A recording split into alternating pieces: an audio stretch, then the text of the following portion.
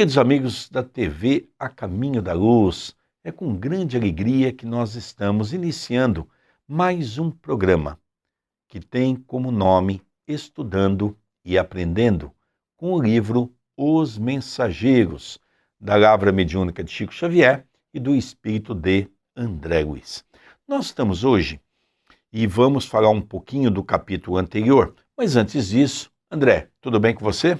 Tudo bem, querido Sérgio, que alegria em podermos estar juntos em mais uma ocasião, estudando este livro que vem contribuindo e tanto para o entendimento e o esclarecimento nosso em relação ao mundo espiritual. Bom, no capítulo anterior, nós vamos relembrar que Aniceto, juntamente com André Luiz, com Vicente, eles então, é momento de partir. Eles saem do Campo da Paz e eles vão em direção à crosta. E eles têm que fazer um caminho muito interessante, um tipo de um carro com duas asas que vai levar os três até uma certa altura. E depois, quando eles têm que descer, passando por uma parte do umbral mais grosso, diante de tanto sofrimento, até Aniceto pede para que eles tenham cuidado no pensamento, para não se desequilibrar. Eles então chegam na crosta, não é? Um outro ponto interessante, que o carro parou no lugar onde, como se fosse uma oficina mecânica, teve que fazer um reparo, dar uma olhada como estava. É muito interessante como as coisas no mundo espiritual é muito semelhante às coisas daqui. Se você quiser acompanhar o programa, você que está aí assistindo pela primeira vez, qual é o meio pela qual a pessoa pode assistir todos os capítulos, André Luiz? Pelo canal do YouTube da TV A Caminho da Luz, youtube.com/TV A Caminho da Luz, você se inscreva no canal e lá você vai ter acesso a todos os programas que nós gravamos até o presente momento. E você também pode acompanhar pelo site da TV, tvacaminhodaluz.com.br. André, eu gostaria que você começasse a ler então a obra para nós. Qual é o capítulo que nós estaremos estudando no dia de hoje? Hoje nós estaremos estudando o capítulo 34º, Oficina de Nosso Lar. Quando André Luiz inicia: entre 18 e 19 horas, atingimos uma casa singela de bairro modesto. No longo percurso, através de ruas movimentadas, surpreendia-me sobremaneira, por se me depararem quadros totalmente novos. Identificava, agora, a presença de muitos desencarnados de ordem inferior, seguindo os passos de transeuntes vários ou colados a eles em abraço singular. Muitos dependuravam-se a veículos, contemplavam-nos outros das sacadas distantes. Alguns, em grupos, vagavam pelas ruas, formando verdadeiras nuvens escuras que houvessem baixado repentinamente ao solo. Assustei-me. Não havia notado tais ocorrências nas dimensões anteriores ao círculo carnal. Aniceto, porém, explicou que não fora vão o auxílio recebido para a intensificação do poder visual. Estávamos em tarefa de observação ativa, com vistas ao aprendizado. André, eu acho que vale a pena a gente fazer um pequeno comentário de algumas coisas que eu consegui captar dessa mensagem que André Luiz está dando, porque André Luiz se assustou de ver, e exatamente esse era o seu papel, um papel de investigação, de ver as coisas para poder depois colocar no papel, que é o que ele fez através de Chico Xavier, como médium. Ele reparou que, conforme eles estavam indo para uma casa muito simples, no meio do caminho, ele percebeu uma coisa muito interessante, um movimento muito grande, mas um movimento de espíritos, grudado nos carros, acompanhando os transeuntes, grupos que andavam para baixo, que andavam para cima. Então nós ficamos imaginando que o mundo espiritual que nos rodeia é um mundo muito intenso. São muitos espíritos pelas quais nós transitamos no dia a dia, um perto do outro. Os encarnados e os desencarnados formam duas populações que vivem interligadas, apesar de que a única diferença é que um grupo não tem mais o corpo físico e o outro grupo tem o corpo físico e está na condição de encarnado. Isso não chama a atenção para que nós possamos entender, não é, que esses espíritos estão por toda parte. Mas ele fala uma coisa muito interessante, ele percebeu que são espíritos que têm muito aquele vulto negro, ou seja, são espíritos que têm ainda a forma, pensamento deletéria. O que quer dizer isso? Negativa. Forma pensamento monstruosa. São pessoas que estão à busca de pessoas encarnadas para poder usufruir, muitas vezes até vampirizar, sugando-lhe as energias para que eles continuem se movimentando naturalmente, não é? Perto da crosta. Então, André, isso me chamou muito a atenção. E outro ponto interessante é que quando Aniceto pediu para que ele, Vicente, fizesse aquela preparação para que as suas vistas pudessem ampliar e ver coisas que comumente eles não viriam, aquilo auxiliou e muito, por exemplo, na chegada deles à crosta. Continua André Luiz. Não dissimulava, entretanto, minha surpresa. As sombras sucediam-se umas às outras. E posso assegurar que o número de entidades inferiores, invisíveis ao homem comum, não era menor nas ruas, ao de pessoas encarnadas, em contínuo vai e vem. Não havia ali a serenidade dos ambientes de nosso lar, nem a calma relativa do posto de socorro de Campo da Paz. Receios imprevistos instalavam-se-me n'alma, desagradáveis choques íntimos assaltavam-me o coração, sem que lhes pudesse localizar a procedência. Tinha a impressão nítida de havermos mergulhado num oceano de vibrações muito diferentes, onde respirávamos com certa dificuldade. Nosso instrutor esclarecia que com o tempo seriam dilatados nossos poderes de resistência e que as penosas sensações experimentadas obedeciam à circunstância de ser aquela a primeira vez que descíamos ao ambiente da crosta, em serviço de análise mais intenso. Recomendava-nos bom ânimo e, sobretudo, a conservação da fortaleza mental ante quaisquer quadros menos estimáveis que nos defrontassem de imprevisto. A eficiência do auxílio, exclamava ele, necessita educação persistente. Não seria possível ajudar alguém prendendo-nos a franquezas de qualquer espécie. Veja, vamos tentar compreender um pouquinho mais a colocação de André Luiz. Primeiro, que ele percebeu que os transeuntes tinham muitas pessoas grudadas a elas. É o que nós chamamos no movimento espírita de processos obsessivos. Ou seja, cada um atrai para perto de si aquele grupo de espíritos que nós chamamos de afinidade, afinização. Então, como nós ainda somos muito apegados às coisas da terra, ainda somos muito desequilibrados em nossa condição do viver, seja pelo processo dos vícios, pelos processos das mazelas, tudo aquilo que ainda está intrinsecamente ligado às nossas imperfeições.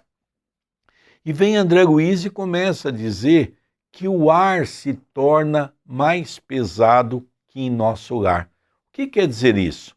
Você, telespectador, de vez em quando se lembra que ao assistir uma televisão, por exemplo, quando passa sobre a China em especial, eles têm uma coisa que o governo diz que é um alerta. O que quer dizer isso? Eles têm que evitar sair na rua e quando sai, sai com máscara, porque o ar está muito pesado, porque a China é um dos países mais poluidores do planeta. E é interessante que é isso que nós poderíamos entender. Você pegar uma China naquele momento de muita poluição e você pegar quando está, por exemplo, num sítio, numa fazenda, numa área rural, onde você respira aquele ar das árvores, do verde, do rio, né? Há uma diferença enorme, sensivelmente capaz de ser analisado pelo sistema do nosso órgão de respiração. Então é o que ele diz aqui. A crosta é tão pesada, que ele sente uma dificuldade enorme até de pensar. De tal as vibrações deletérias que se encontra entre os encarnados, e em especial os desencarnados que acompanham esses encarnados em desequilíbrio. Olha que interessante, André Luiz. Realmente, é um dado muito relevante, porque o desequilíbrio nós sabemos que não existe apenas entre nós os encarnados. Os espíritos que estão muito próximos de nós continua também a sua evolução e naturalmente se desencarnaram desequilibrados, continuarão do outro lado também desequilibrados. Continua André Luiz.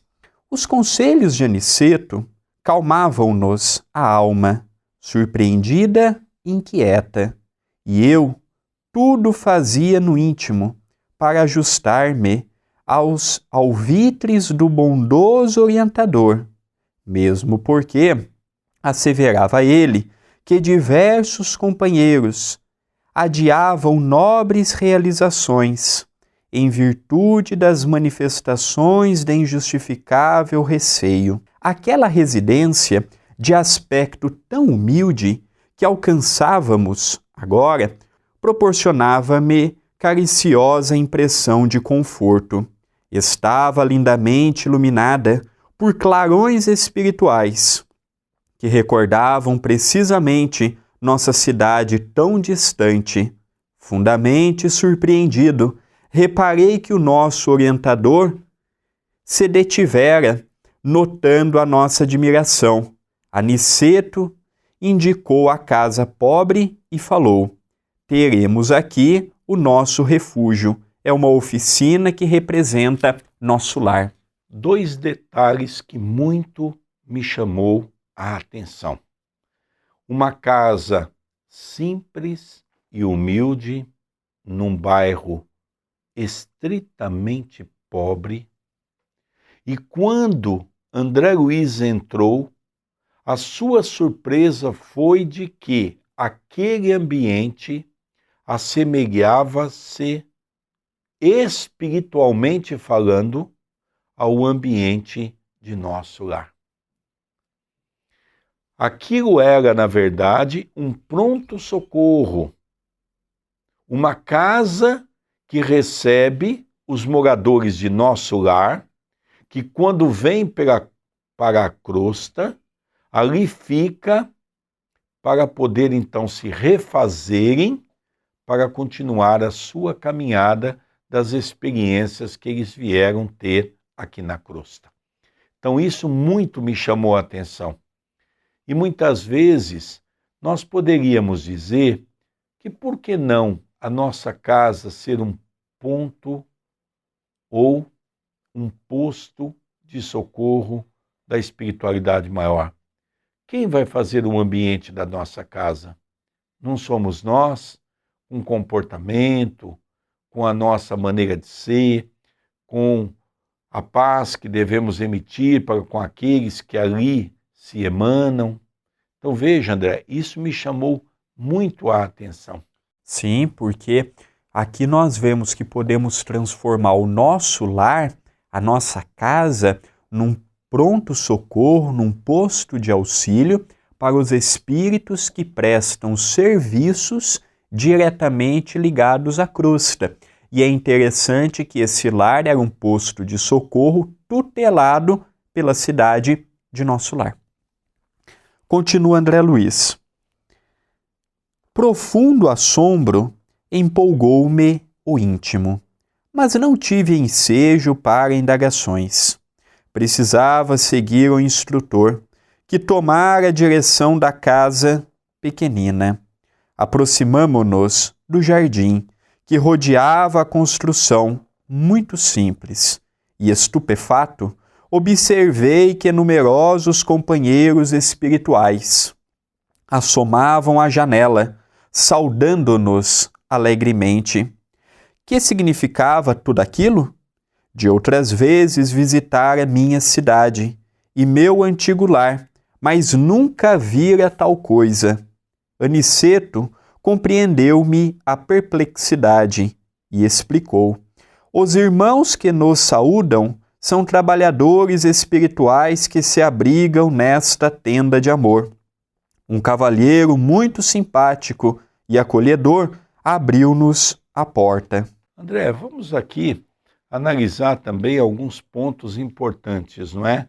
Que é importante nós não deixarmos passar desapercebido. Primeiro, o que chamou a atenção profundamente foi a questão de que muitos espíritos ali estavam, espíritos tutelados no campo do bem, benfeitores amigos que trabalham ligado à crosta, em que ali estavam todos recepcionando Aniceto, André Luiz e também o nosso Vicente. É interessante, André, abriu a porta, recepcionaram da maneira que se recepciona no ângulo natural aqui da Terra. Porque nesse momento, Aniceto, André Luiz e Vicente se revestiram do seu corpo perispiritual mais grosseiro. Então eles vão viver naturalmente dentro desses aspectos. É muito interessante nós repararmos esse detalhe. E outra coisa interessante também que nós reparamos é que havia um respeito ao adentrarem na casa.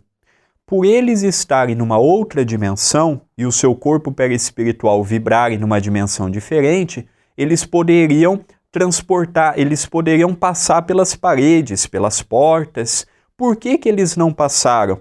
Porque aquela casa servia como um posto de socorro e naturalmente tinha todo o seu cronograma natural. Ninguém invade uma casa a não ser um ladrão. Ninguém vai abrir na porta o portão da casa, ninguém vai abrir na porta da sala, a porta da cozinha, ninguém vai entrando para os quartos se não é convidado. Aqui também é a mesma coisa. E havia um senhor na porta que autorizava a entrada de quem poderia e de quem não poderia ali entrar. Continua a narrativa. Este pormenor foi outra nota imprevista. Tal não sucedia quando voltava à minha velha casa terrena. As portas cerradas não me ofereciam obstáculos. Ali, porém, vigorava um sistema vibratório de vigilância que não conhecia até então. Nosso instrutor envolveu o anfitrião num abraço amistoso, apresentando-nos em seguida. Aqui, meu caro Isidoro, disse ao indicar-nos carinhoso, são nossos amigos Vicente e André, novos cooperadores de serviço em nosso lar. Muito bem, exclamou Isidoro, abraçando-nos. Nossas atividades precisam de trabalhadores operosos. Entrem. Veja como Aniceto apresenta André Luiz e apresenta Vicente. Ao longo de toda a leitura que nós fazemos do livro Nosso Lar, do livro Os Mensageiros, e de todos os livros da Lavra Mediúnica de Chico Xavier pelo espírito de André Luiz, nós vemos que Aniceto apresenta os dois na condição de cidadão comum. Nada de doutor daqui, doutor dali. Isso demonstra que nós precisamos também repensar o nosso compromisso nas casas espíritas. Primeiro, nós temos que perder essa qualificação que nós temos de chamar a pessoa pelo cargo, não é? Chamar a pessoa pelo título. Isso não traz nenhum mérito para a doutrina espírita. O bonito é que dentro de um meio, tanto aquela companheira que está ali no passe, que é uma empregada doméstica, por exemplo, quanto aquele que é um professor universitário, todos são tratados pelo nome, porque dentro de uma casa espírita somos todos iguais, sem nenhuma diferenciação. E às vezes a gente vai numa casa espírita, é doutor daqui, é doutor dali, é doutor acolá. Então nós temos que perder esses títulos. Esses títulos nos servem aqui na sociedade. Então nós vamos no consultório do médico, nós vamos chamar ele de doutor lá no consultório dele, está no meio de trabalho dele. Mas no nosso movimento nós vamos chamar pelo nome, na condição de irmão. E é isso que me chama a atenção, essa simplicidade, né, André Luiz? Com certeza, a simplicidade que nós aprendemos com o médium desta obra, que é o nosso querido Chico Xavier. Então, nós passamos a ver que o trabalho com Jesus é o trabalho simples e no anonimato. Continua André Luiz. E acrescentou hospitaleiro. A casa pertence a todos os colaboradores fiéis do serviço cristão. Era a primeira vez que eu via uma entidade espiritual com tal segura chefia de uma casa terrestre. Penetramos o ambiente modesto. Altamente surpreendido, reparei o interior.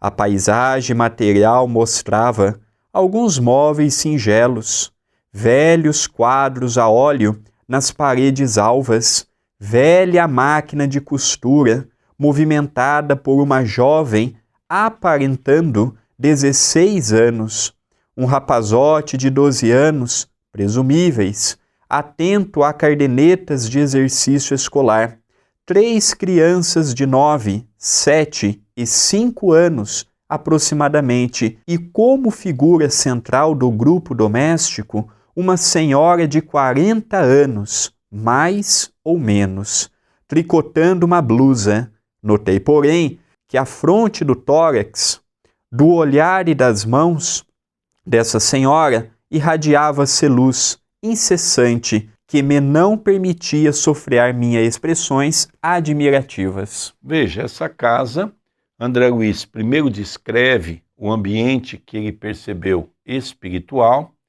e agora ele vem nos contar que esta casa possui uma família de encarnados. Uma senhora aparentando mais ou menos 40 anos de idade, onde ali ele pôde ver 5 crianças.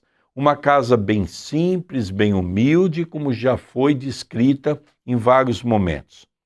As crianças tinham exatamente 16 anos, que já era uma jovem, 12 anos, e 3 com 9, 7 e 5 anos.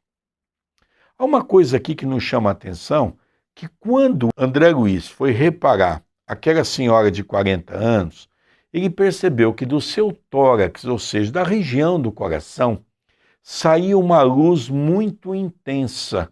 Isso lhe chamou a atenção. É interessante porque aqui nós passamos a observar que quando André Luiz teve a oportunidade de descrever, o ambiente desta casa era diferente da dele.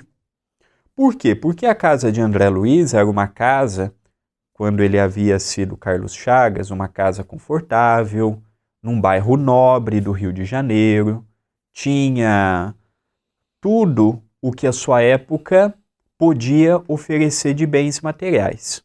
Aquela casa era no subúrbio, era num bairro de periferia, muito simples, só que ele notou uma grande diferença.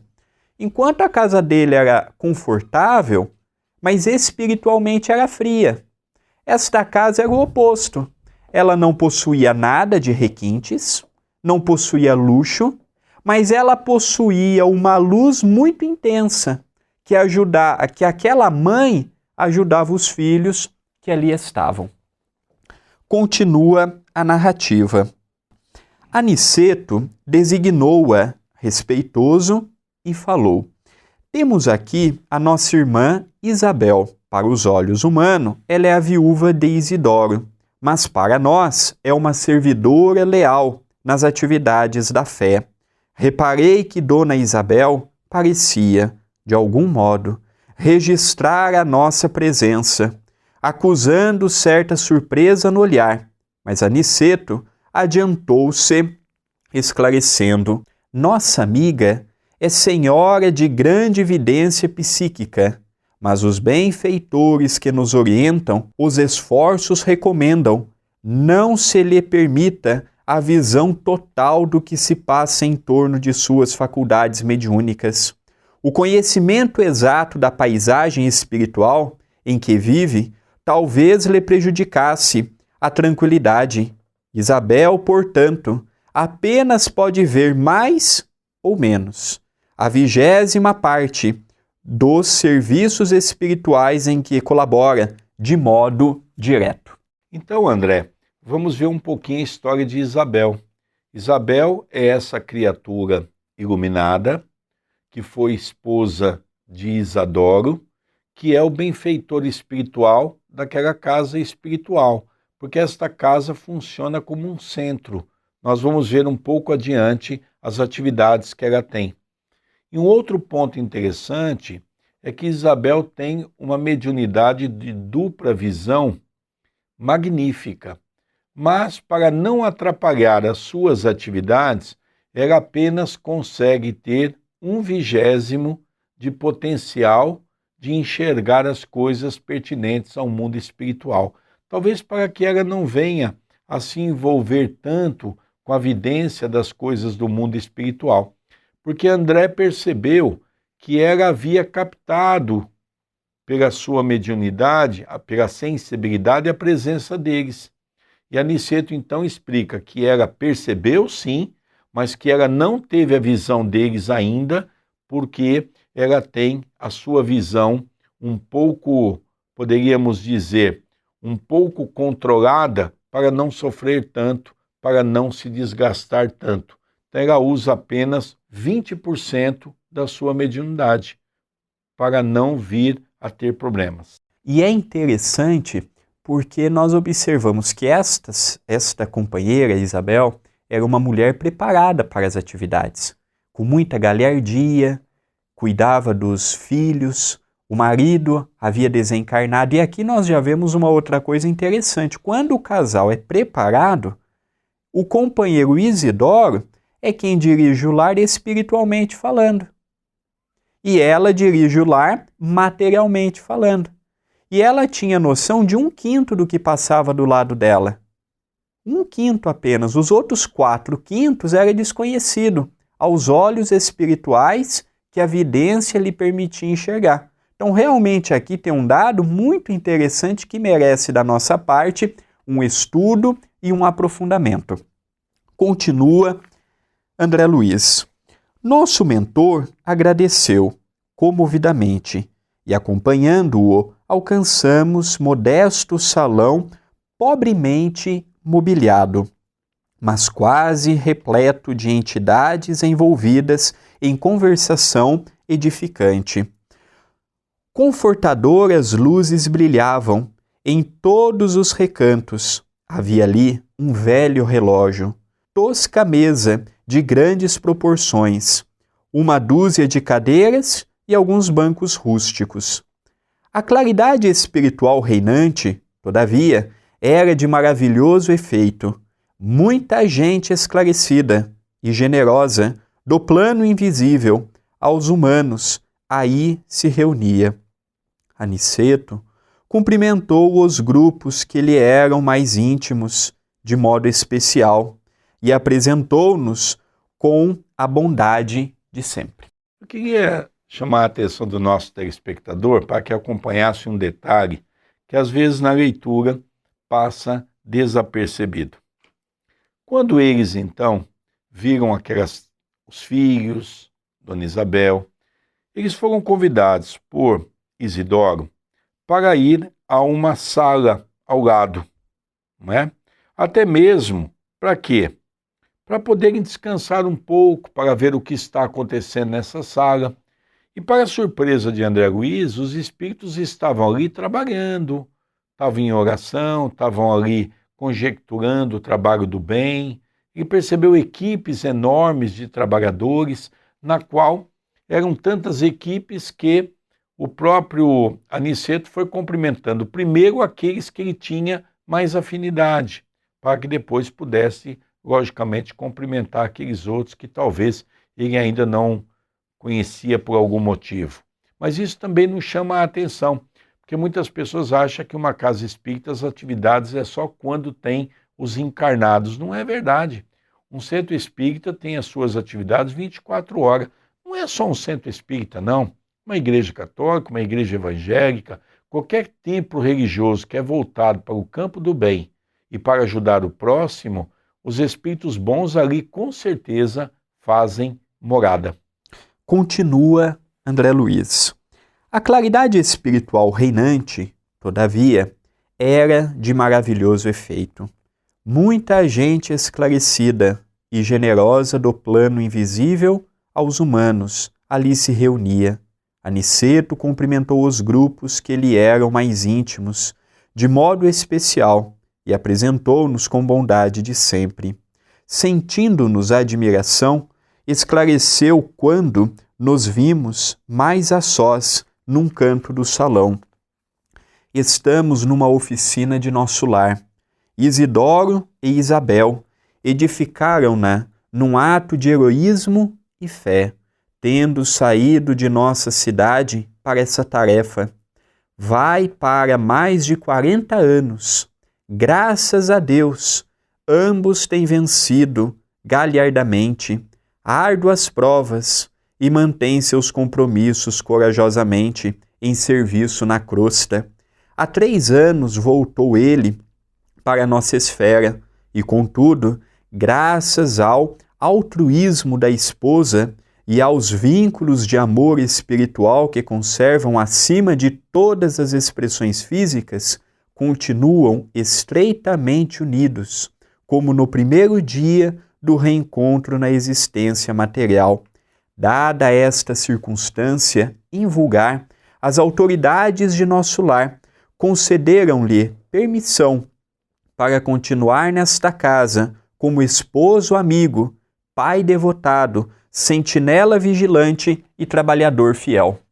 Quando nós lemos o livro Os Mensageiros, desde aquele momento que André Luiz foi para aquele departamento, conheceu Aniceto, lá no comecinho do livro, que eles foram então visitar aonde Aniceto dirige o trabalho daqueles que voltaram em forma penosa, que saíram de nosso lar, vieram para a crosta, e aqui na crosta cometeram grandes enganos através da mediunidade, abusando, voltaram em situação de penúria para o mundo espiritual. Mas agora nós estamos vendo um caso bem sucedido.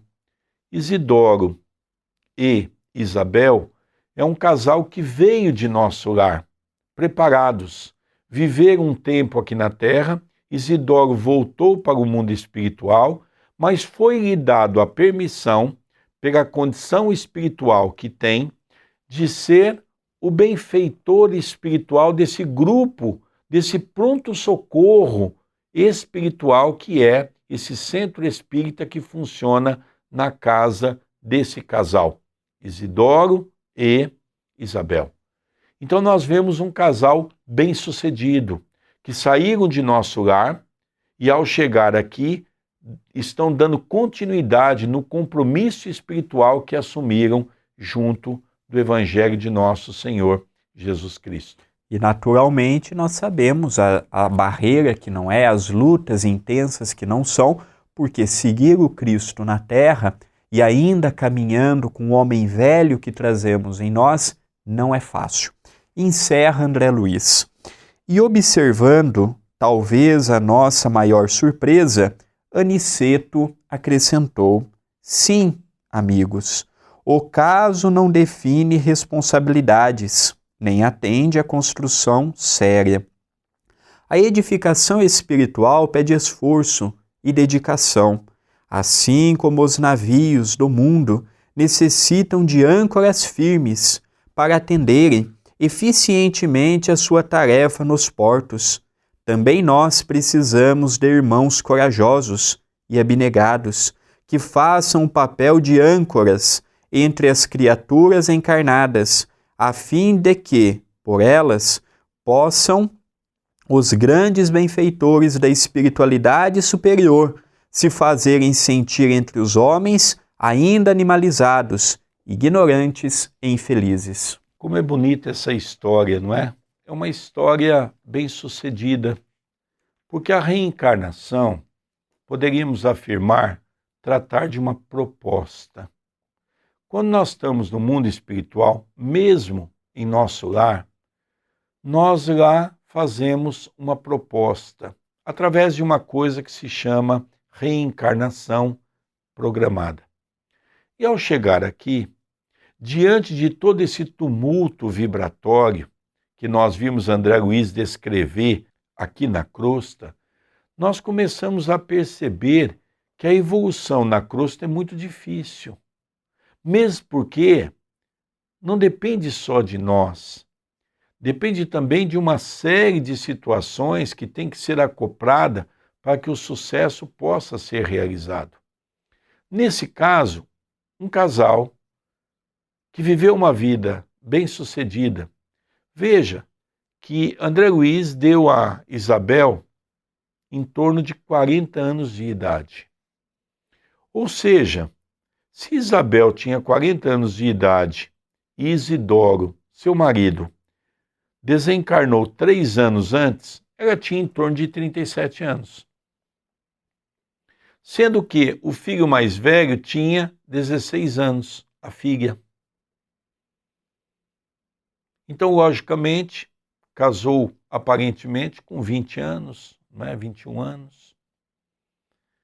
E uma coisa interessante que ele coloca é que Isabel não tem a necessidade material. Quando a gente fala necessidade material, entra aqui as coisas relativas à matéria e entra as coisas relativas também à questão da sexualidade. Não havia essa necessidade. Ela sabia que o compromisso dela nesse momento era um compromisso espiritual. E um outro fator, André, que nos chama muito a atenção, é que nos capítulos que ainda nós iremos estudar, nós vamos ver que dos 5 filhos, ela tem vários problemas. E vocês vão ver problemas muito complicados com referência a um ou outro filho. Então ela tendo que ser enérgica, fazendo o papel de pai, fazendo o papel de mãe ao mesmo tempo, não é? Então nós vamos perceber que não é porque é uma reencarnação programada que tudo é maravilhoso, que tudo é muito bonito, que tudo está dentro de um contexto do lindo. Não é isso. Nós vamos perceber as grandes dificuldades que ela está enfrentando, que até agora não entramos nesse campo ainda. Né, André Luiz? Com certeza, é um livro maravilhoso que em cada capítulo que nós estamos estudando, estamos vendo novas coisas. E é interessante que nós, em 45 minutos, não conseguimos esmiuçar o capítulo como deveria ser esmiuçado. Um capítulo deste daqui deveria ser estudado ainda com mais tempo, porque convida-nos a refletirmos, a analisarmos cada frase, cada tópico, cada observação de Aniceto, cada observação de Ismália nos capítulos anteriores, de Alfredo, do casal bacelar, e agora entrando na história, Isabel, Isidoro, os livros da psicografia de Chico Xavier, seja de qual espírito for, nós devemos sempre olhar com muita atenção, com muito carinho, porque sempre tem ensinamentos profundos. E além disso, André, nós estamos partindo para o final e eu sempre tenho alertado ao nosso telespectador, ou mesmo nos grupos de estudo que nós temos da Casa Espírita, ou nas palestras, quando saímos para falar do Evangelho, nós precisamos ter olhos para ver e ouvidos para ouvir. Parece uma mensagem simples do Cristo, mas não é, porque nós ainda não temos olhos para ver e muito menos ouvido para ouvir. Nós precisamos deletar aquilo que chamamos conhecimento vulgar, porque nós achamos que conhecemos o mundo espiritual e nós vamos chegando à conclusão de que nós não sabemos nada. Nós não sabemos sequer as coisas que acontecem aqui na crosta, aqui onde nós estamos encarnados.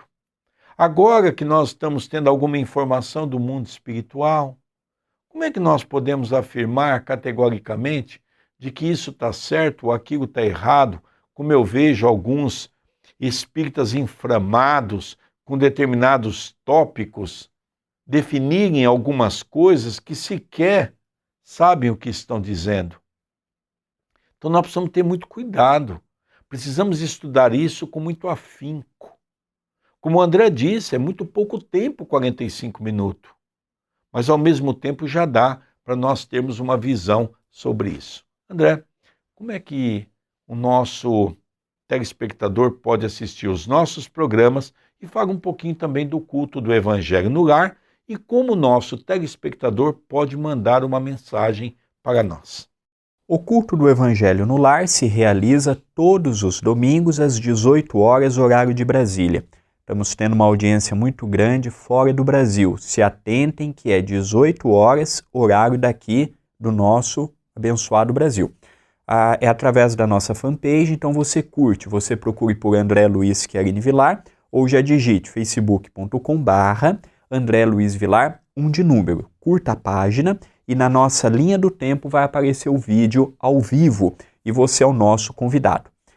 Tanto este programa quanto os anteriores você pode acompanhar no canal do YouTube da TV A Caminho da Luz, youtube.com/TV A Caminho da Luz. Se inscreva no canal. Gostou do vídeo? Dá seu like, dá seu comentário, dá a sua sugestão. E o vídeo também está na grade de programação da TV A Caminho da Luz, tvacaminhodaluz.com.br, e você pode entrar em contato conosco pelos e-mails. O e-mail do nosso querido Sérgio Vilar, como você está vendo na telinha, vilarsergio10@gmail.com, e o nosso é vilarandré2@yahoo.com.br. Queridos amigos, nós vamos para o encerramento do programa Estudando e Aprendendo com o livro Os Mensageiros, do nosso espírito de André Luiz, pela mediunidade de Chico Xavier. Queridos amigos, um grande abraço, que Jesus nos abençoe e até a semana que vem. Um beijo no coração de todos, até semana que vem.